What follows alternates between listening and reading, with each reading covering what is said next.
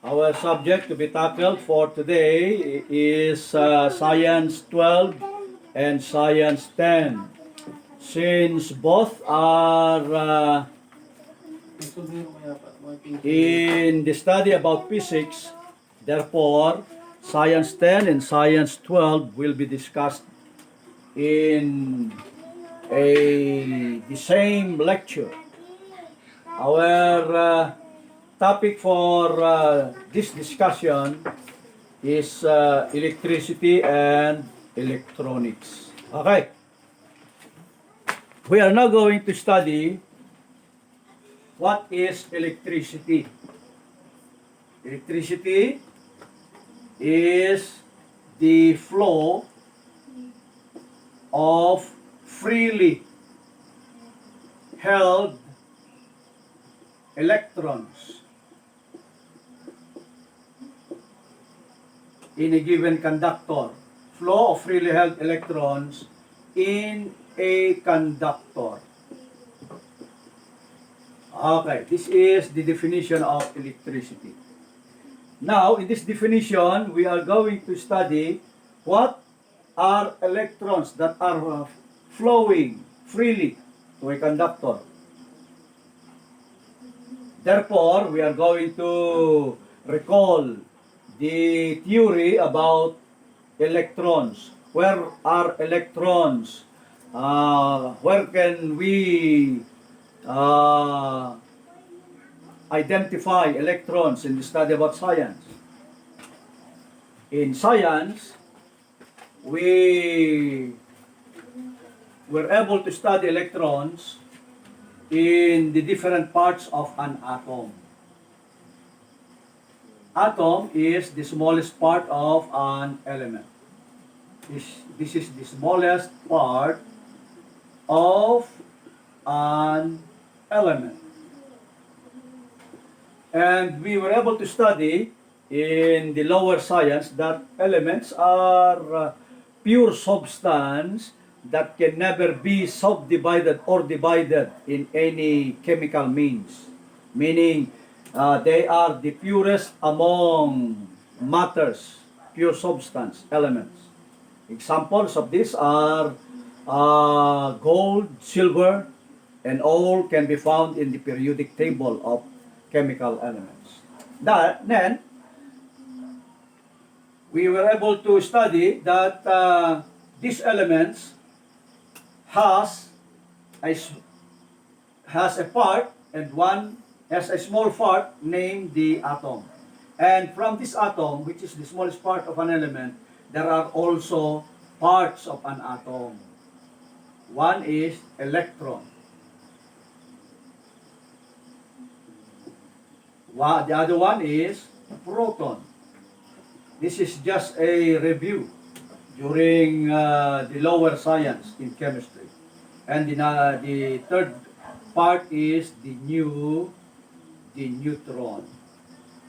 And if we are going to study the atomic theory of Dalton, this proton and neutron are tightly held together. Positively charged ang proton, positive, and neutron has no electrical charge. It is not positive nor negative. Neutral, meaning neutral. But they are all in contact with the proton. Okay, this is now the proton that are tightly held with the neutron. We call this the nucleus. Therefore, a nucleus are group of particles of an atom that are held together, producing a nucleus.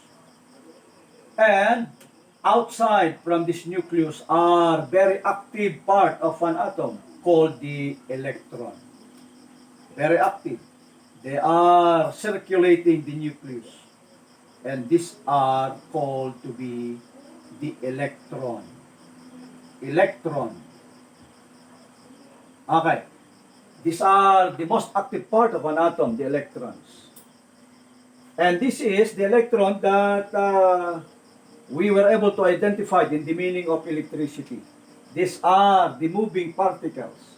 These are the freely held electrons in a conductor.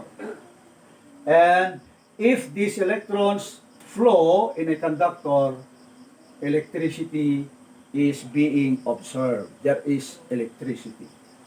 Now, we are going to study how is electricity being generated. How is electricity being generated?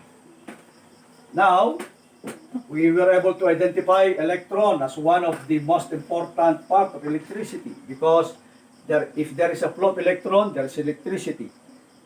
Now, how is then electricity being produced?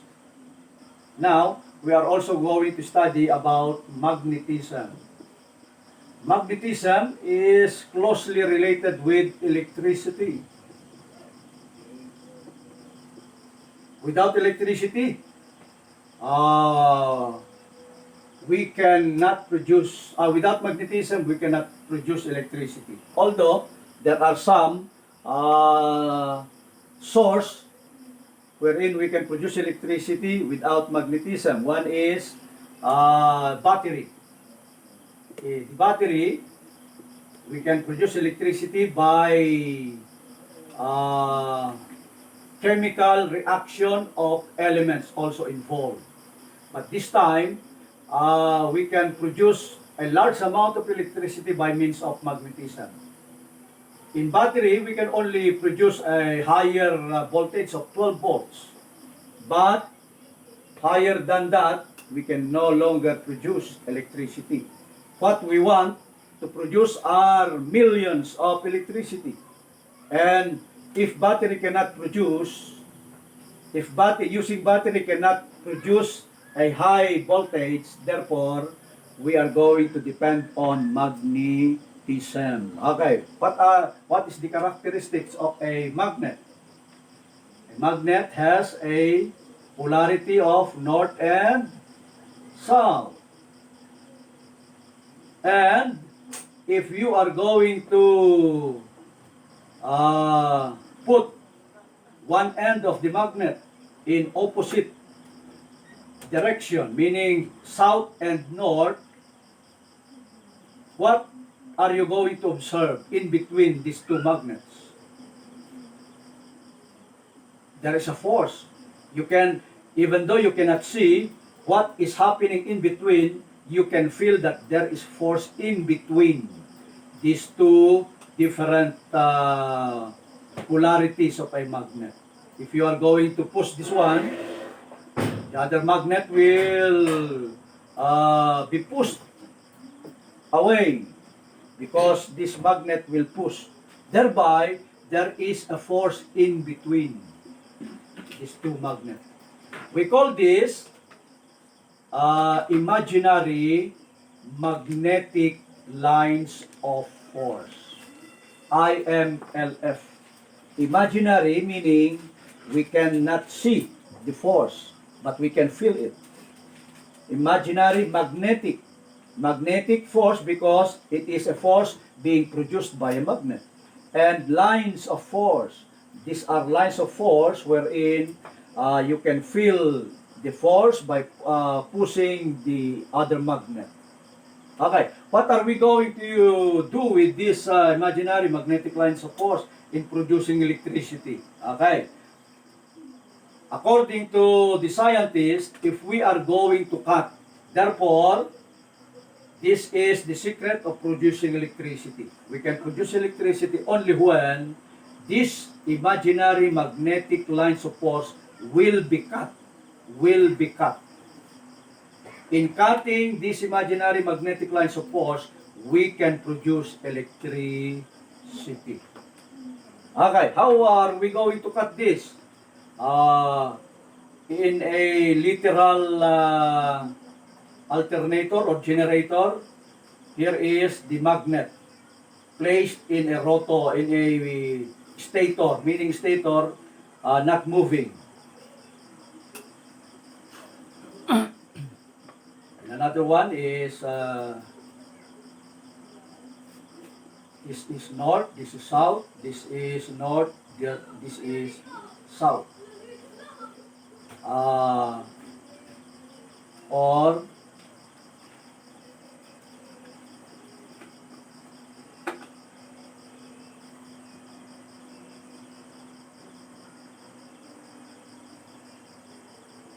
north, south, north, south of a magnet. This north and south will produce a magnetic lines, of course.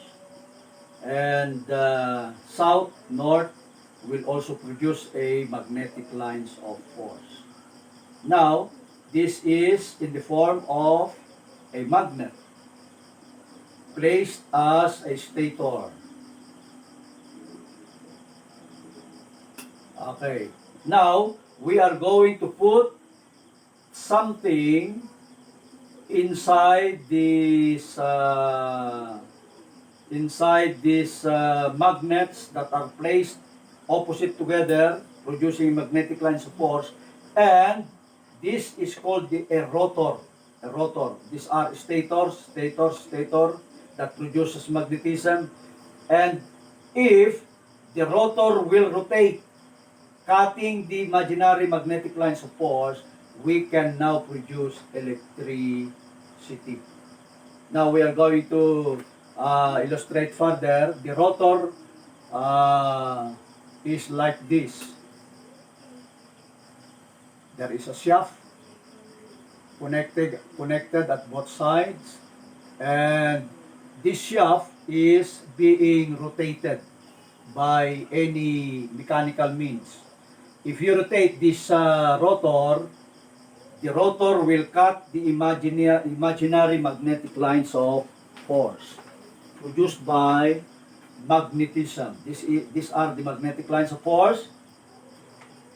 Now, if you are going to rotate this rotor inside these four magnets, the imaginary magnetic lines of force will be cut. And by rotating further, electricity is being produced. That is how electricity is being produced, by means of magnetism. Okay. We were able to study how electricity is being produced by means of magnetism. In battery, by means of chemical reaction, there are two poles, negative pole and positive pole, and these are metallic elements, which are lead. Then we are going to put a reactor in between the two, which is a liquid named H2SO4 or sulfuric acid. Sulfuric acid. This is not a 100% acid. This is diluted by a water and placed it in a box, in a battery. Now, if you are going to place a water called sulfuric acid in between the two poles of the battery, and you are going to connect a wire from it and connect a bulb, this bulb will be lighted because electricity will flow from this circuit being connected to a battery. But as I said a while ago, the voltage being produced in battery is very small, and we cannot use it commercially. Thereby, electricity being used for very heavy load for several thousands or millions of volts, we are going to use the magnetism principle of producing an electricity. Now we are going to study further the different terms of electricity. One is The most important is a circuit. What is meant by a circuit? A circuit is a wiring connection. Meaning, if there is wiring connection, there are conductors from a source. A source is a electrical device that wherein electricity is being produced. What are the sources? Example is generators, alternators, dynamos. These are electrical devices that produces electricity.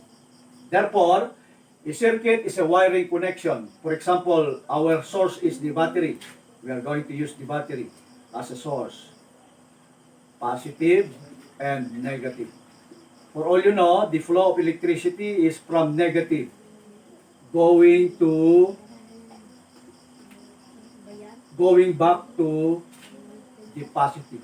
This is a circuit because there is a wiring connection. These are conductors, wires, connecting from the source. This is the source. A source meaning the electricity is being produced in this source. And the example of sources are generators, alternators, dynamo, and batteries. These are the sources that we can use in producing electricity. And these are conductors wherein the flow of freely held electrons will flow from the source going to the unit. This is the unit. What is then the meaning of unit?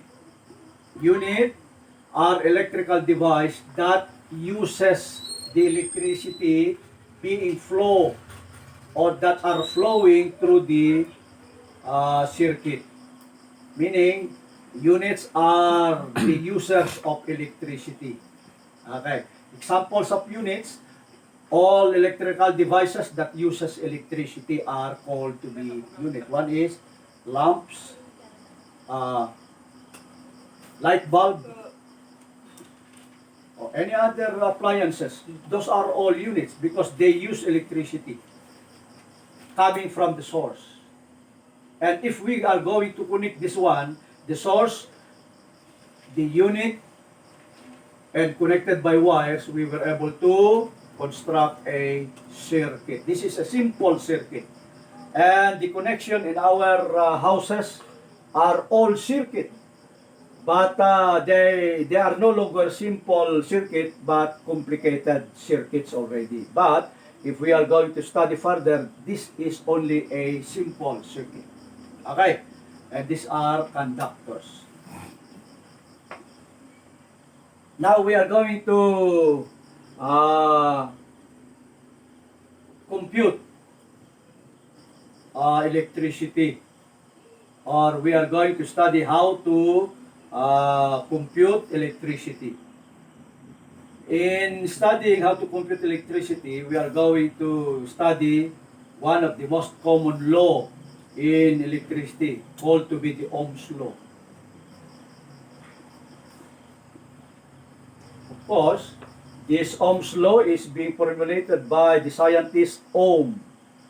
And the formula of the Ohm's law is I is equal to E over R, where I is the current. Okay, we are going to study what is current. There are two kinds of electricity, namely the static electricity.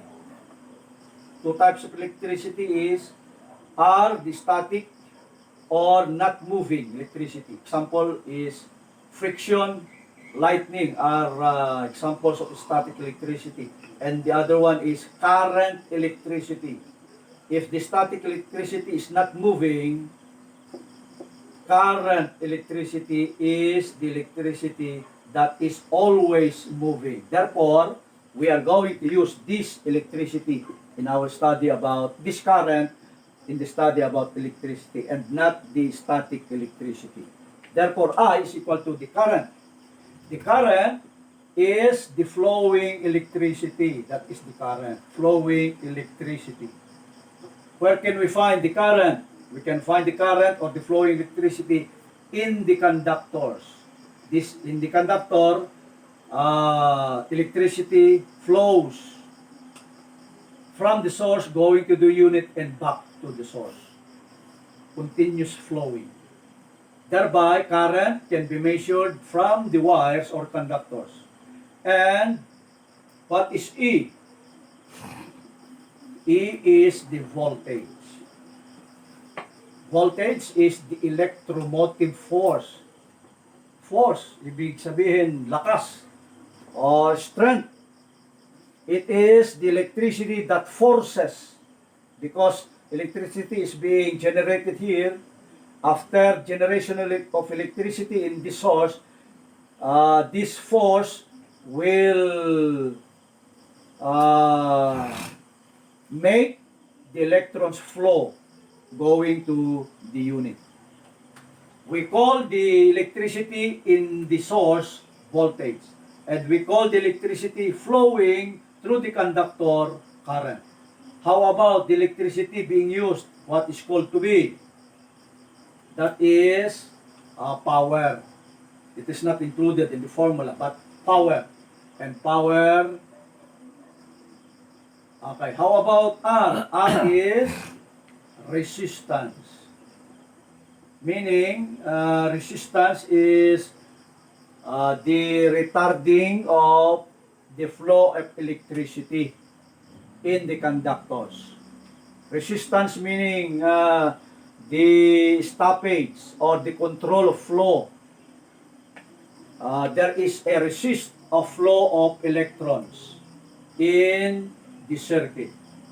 And resistance has a symbol of this one, resistance. If we are going to connect in the circuit, a resistance has a symbol of like this. And the E is the voltage, I is the current. Okay, we are now going to compute we will have to compute the electricity in this Ohm's law.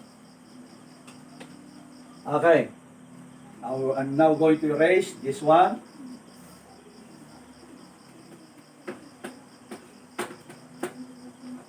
We are going to solve some examples regarding electricity. Example, if a bulb is connected to a circuit with a 110 volts source,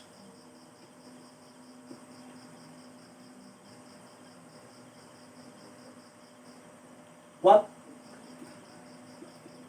is the current flowing? If the resistance is 10 ohms. Okay, by the way, before we are going to solve this problem, the unit for all our electricity, what do we call the electricity being produced in the source? Voltage. And it is measured by the unit volts. Meaning 12 volts, 1000 volts. This is the electromotive force. The same electricity, but if it is measured by means of volts, that is considered to be the force that pushes the electricity to flow from the conductor going to the unit. How about the electricity that is flowing in the conductor? What do we call that? We call that current. And current can be measured by the unit ampere. How about the resist electricity in the conductor. We call that resistance. And the unit is ohms. Okay, resistance. How can we know that there is resistance in the conductors? The longer the wire, the higher the resistance. The smaller the gauge of the wire, the higher the resistance. Therefore, if you are going to use 10 volts, if the unit will require 10 volts in order for this bulb to give light, the source will give you more than 10 volts because of resistance.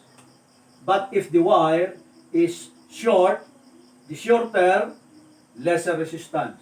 The longer, higher resistance. Meaning, there is a deduction of electricity as it flows through the conductor.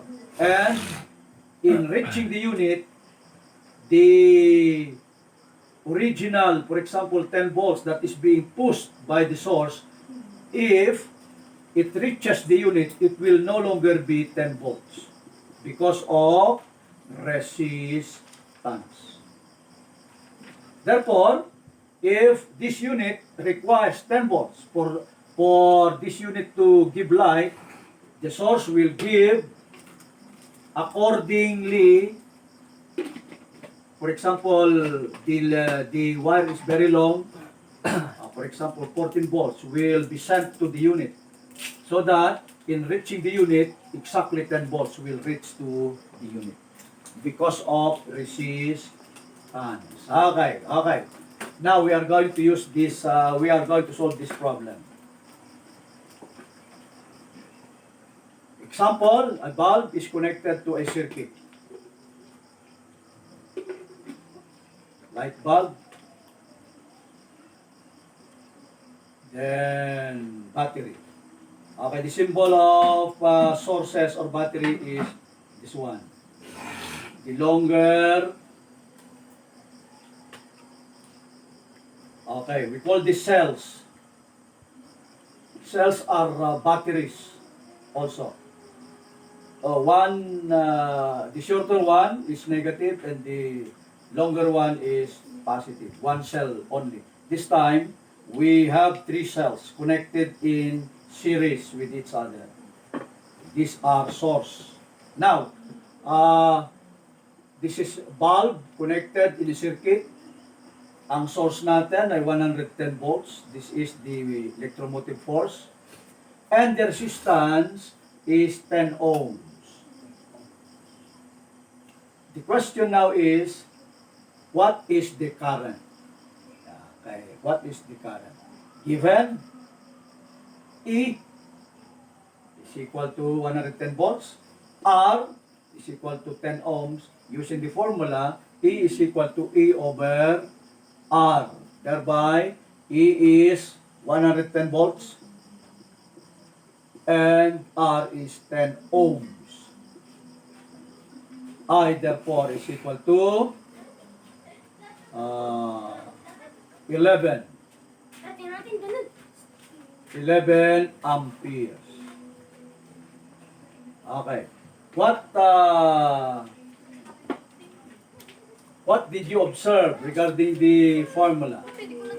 The equivalent for ampere is ampere is equal to volt over ohms, according to the formula. Volt also is equal to ampere times ohms. That is the equivalent for volts. And ohms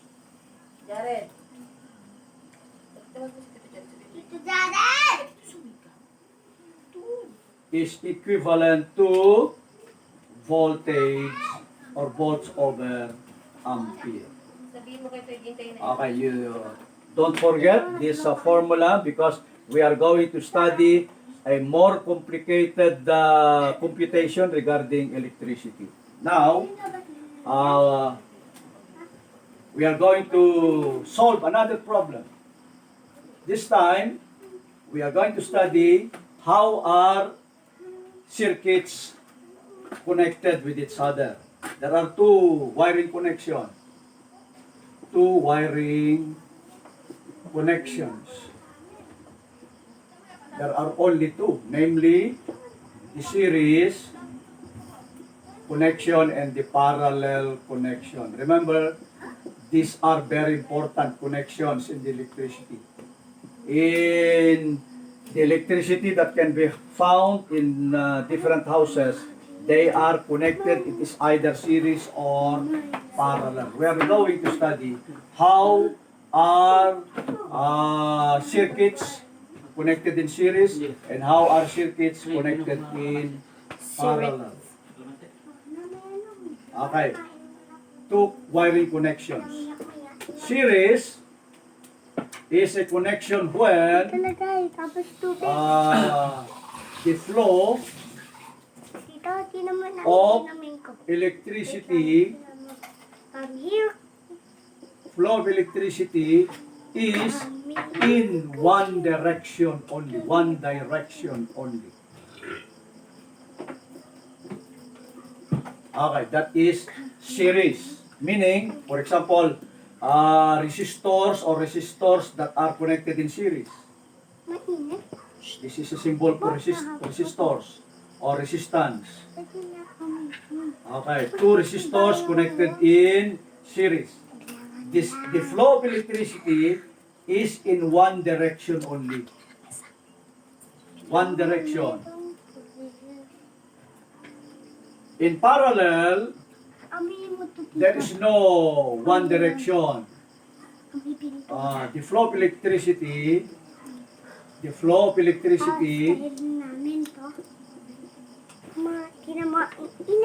is in many directions. Many directions. It should not be in one direction only. That's like in series. Example for parallel. For example, three resistors connected in parallel. This is the electricity being pushed by the voltage. One is connected. For example, this is the first resistor. And the other one is this one. And the other one is this one. These three resistors are connected in parallel. Bakit? Why? Because the flow of electricity can be independent from each other. This one in series, the flow of electricity is dependent. Dependent meaning the electricity can never reach the third resistor without passing the second in the first resistor. For example, this is R1, this is R2, this is R3. And this one, the parallel, R1, R2, R3. Independently, meaning the flow of current can flow in this R3. Even though it cannot pass through R1. Even though there is a open circuit here, still the current can flow to R3 without passing R1 and R2. In series, the current cannot reach R3 without passing first R1 and R2 because one direction only. Is it understood? Okay, very clear. That series is a wiring connection wherein the flow of current is in one direction only. While in parallel connection, the flow of electricity is in many directions. In many directions, meaning the flow of current is independently flowing from R1, R2, and R3. That is parallel. Okay. Now, there are three conditions for parallel or series. There are three conditions. One condition is R1 or R total, meaning the total of R's. For example, there are three connected resistors, RT, the total resistance will be R1 plus R2 plus R3. Nag-a-add yan, nag-a-add. To be able to get the total resistance, we are going to add R1, R2, and R3. Condition for series, condition for series. Number 2, still condition for series. By and by, we are going to study also the condition for parallel. How about the total current flowing? If there are three resistors connected in series, R total will give us the same, is equal to I1, is equal to I2, is equal to I3, is equal to IN, or as many as there are if there are several resistors connected in series. Equal, meaning the total current flowing is equal to I1, the current here, is also equal to the current here, is also equal to the current here. If the total current is 10, I1 is 10, I2 is 10, I3 is 10. But if R1 is 10, R2 is 5, R3 is 4, then we are going to add to get the R total. Okay, number 3. Voltage total. Voltage and E are the same.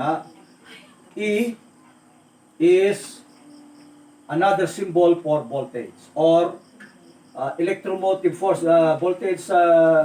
Voltage in its definition is electromotive force. That's why the symbol for voltage is sometimes E. We use the letter E. And we use also the letter V. Just the same. If we are going to use the V, voltage. If we are going to use the E, just the same E, voltage. Okay, this time voltage, total voltage. Total voltage is equal to volt 1 plus voltage 2 plus voltage 3 equals plus there are several resistors N.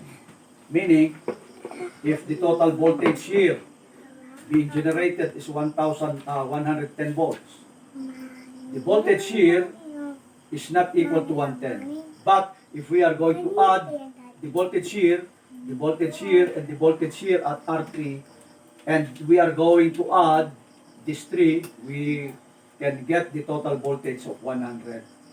Meaning the 110 are being divided by R1, R2, and R3. We don't know if how much voltage is present in R1, how much voltage is present in R2, also in R3.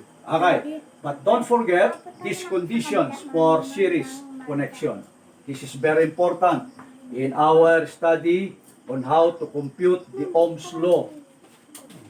By and by, as we go on with our study. Okay, in parallel connection, there are also conditions in parallel. Conditions for parallel connection. 1. The voltage,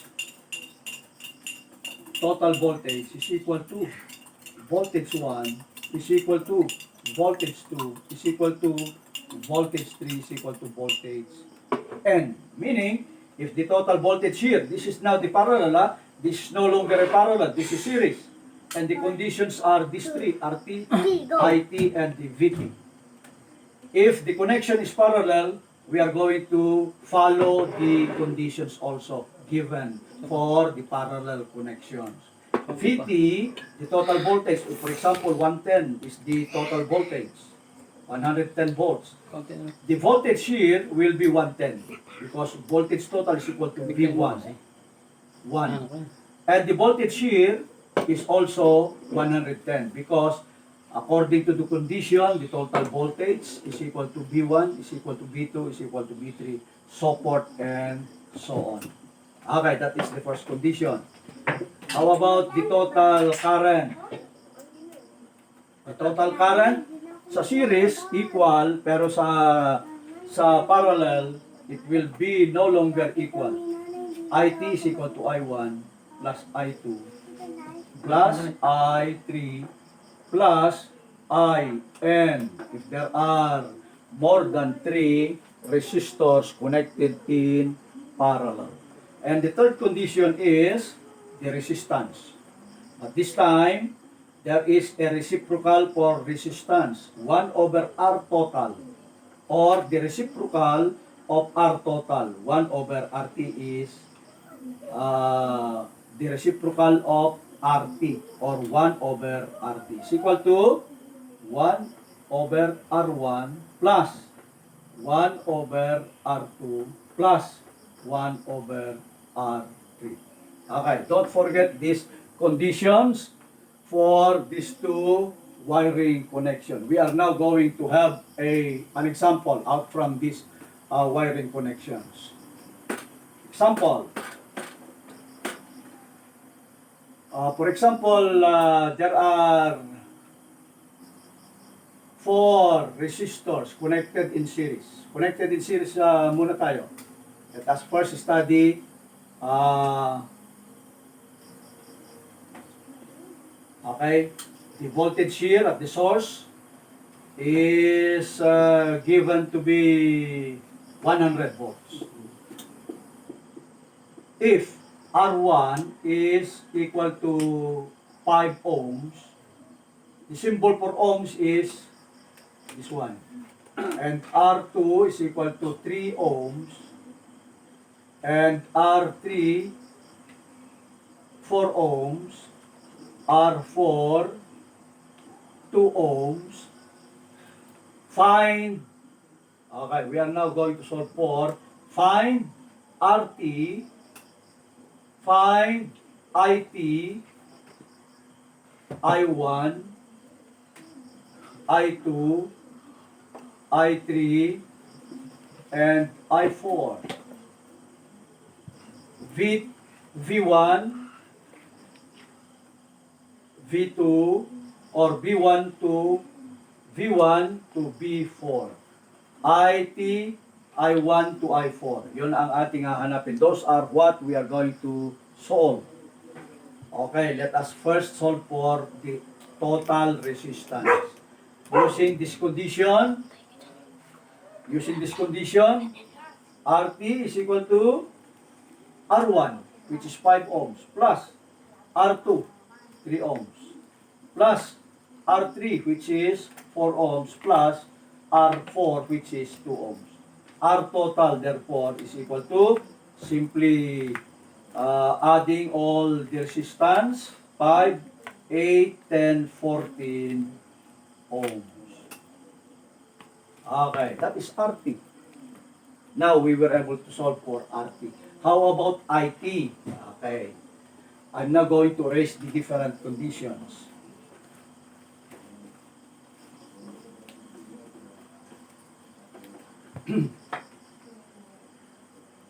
IT is equal to the formula ET over RT. If we are going to use T from the formula, remember that you are going to use all T from the given formula. If you are going to use 1, I1 is equal to E1 over R1. This time, since what is being solved total, therefore we are going to use the general formula for current to be current is equal to voltage over resistance. And we are solving for IT, therefore IT is equal to ET over RT. Do we have ET? Yes. Total voltage is 100. Therefore, 100 volts over RT, we were able to solve 14 ohms.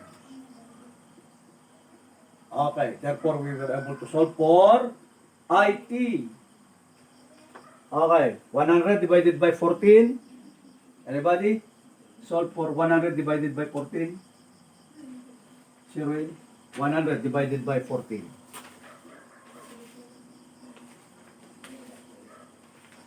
100 divided by 14. 7.14. 7 point. 14. Okay, 7.14 amperes. Amp. That is the abbreviation for ampere. Okay. Now, what does this indicate? We were able to solve for RT, therefore we can now solve for I1, I2, I3, and I4. Following the condition, IT is equal to I1 is equal to I2 is equal to I3 is equal to I4. Therefore, the same all throughout. If the value of IT is 7.14, I1 is 7.14, I2 is 7.14, I3 also I4. The problem now is voltage V1 to V4. Since the formula for voltage is V T is equal to V1 plus V2 plus V3 plus V4. Now, if we are going to add all these voltages in these different resistors, we will come up to a total voltage of 100 volts. But we do not know if what is the value for V1. How many volts? How many volts for V2? How many volts for V3? Also in V4. Okay, we are now going to solve. We were able to solve for RT. We were able to solve for IT. We were able to solve I1, I2, I3, and I4. Now we are going to solve for B1, B2, B3, and B4. How are we going to solve? Using the formula. What is the formula? I is equal to E over R. Now, solving for E, which is the voltage. E, or voltage, is equal to I times R. Now, solving for B1, we are going to use I1 and R1. As I told you a while ago, if you are going to use for the total, all should be total. If we are going to solve for 1, all should be 1. Not 1 here, 2 there, and 3 there. No. Okay. B1 is equal to I1. Do we have the value for I1? Yes, 7.14. Times, do we have R1? Yes, 5 ohms. Okay. 7.14 times 5.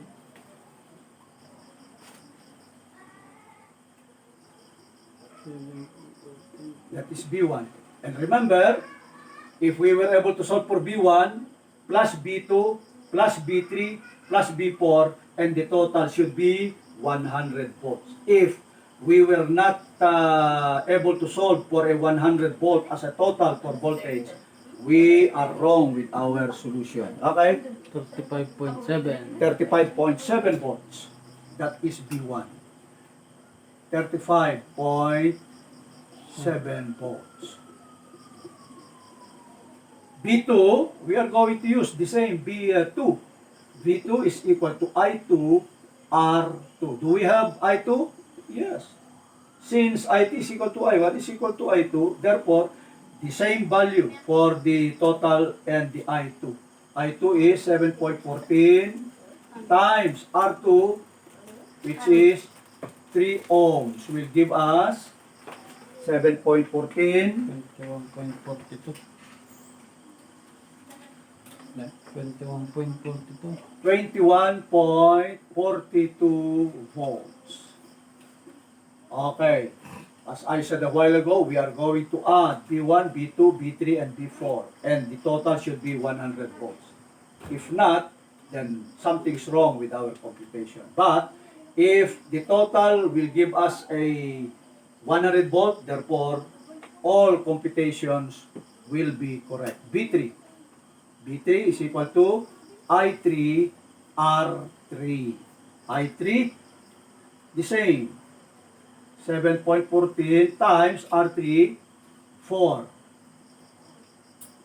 Will give us how many volts for I3? Times 4.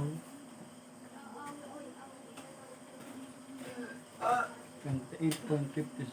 28.56. 56. Okay, that is B3. Now B4. B4 is equal to I4 R4. I4 just the same, 7.14 times R4, which is 2 ohms, will give us 14.28. 14.28 volts. Now we are going to check if our answer is correct. We are going to add 14.28, 28.56, 21.42, 35.7 will give us, if not exactly 100, it should be 99.9, something like that. Okay? 28.56 plus 21.42 volts and 35.7 will give us a total of 99.96. 99.9, or exactly, if we are going to round, 100 volts. Therefore, all our computation is correct. Okay, next time, we are going to solve also parallel using the different conditions, the three conditions, and the most difficult part in the computation of electricity is the combination. If there is a combination of the two connections. For example, I will show you a combination. For example, connected in parallel, and connected in series. Connected in series. 5 resistors. R2, R3, R4, R5. Combination. This is an example of circuits or connection, wiring connection, wherein the resistors are connected in series and also connected in parallel, combined. This is a very difficult example of computation of electricity. That will be studied the next topic to be taken up. And the example will not be only for 5 resistors. There are, for example, more difficult one is example. I am going to show you another example.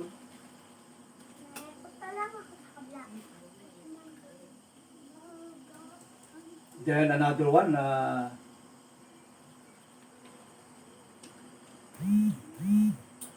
Then series. That one. R1, R2, R3, R4, R5, R6, R7. Combination of two parallel, three electrons, parallel, another 3 electron resistors parallel, but this resistor are also in series with these R7 resistors. Okay, we are going to solve examples like this the next time that I'm going to discuss regarding combinations of parallel and series connections. Okay, that's enough for today. Thank you and good day.